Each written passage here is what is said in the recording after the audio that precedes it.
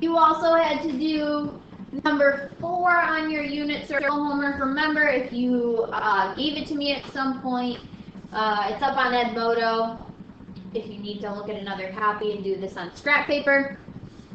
So we're trying to find the point on the unit circle where an angle ending at, moving down a little more, ending at -3, 3 hits the unit circle. All right, so just a little rough sketch. -3, 3 means I'm over here and down here. But my unit circle is right here. So my angle starts here and ends here. That's a big angle. Okay, so what I want to find is where does this angle terminate on the unit circle? What point is that?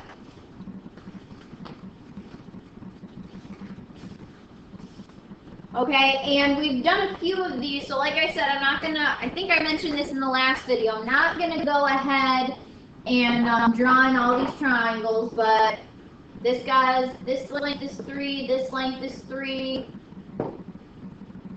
and on my baby triangle, we've got x, we've got y, and we know that the hypotenuse is 1. So we can set up our proportions.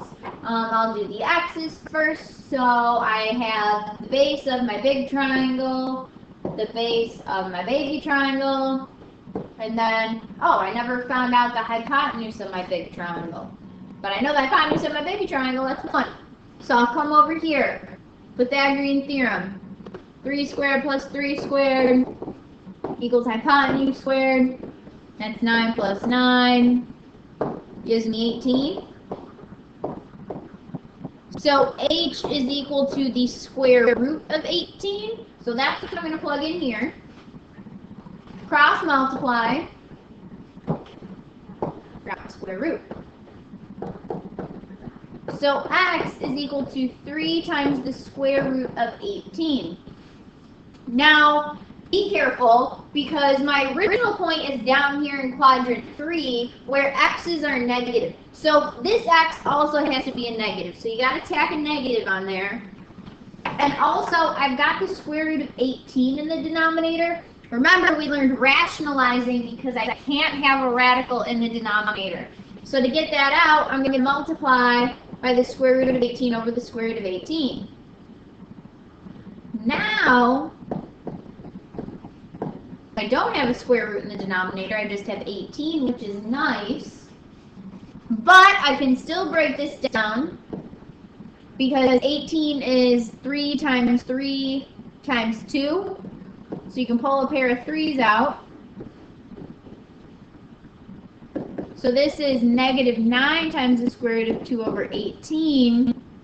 But then that cancels, so you get negative the square root of 2 over 2. So that is actually what x is equal to when it is as simplified as humanly possible.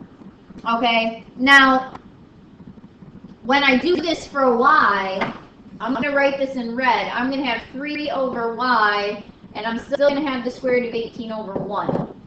So I'm going to end up doing the exact same thing to find my y. It's going to end up being negative the square root of 2 over 2 after I simplify as much as humanly possible. All right, so that I just kind of know. Since I know that that's going to be my y, I'm not even going to bother. Your final answer is going to be negative the square root of 2 over 2, which we found for x, and it's going to be the same thing for y. So that right there is your final answer. And done.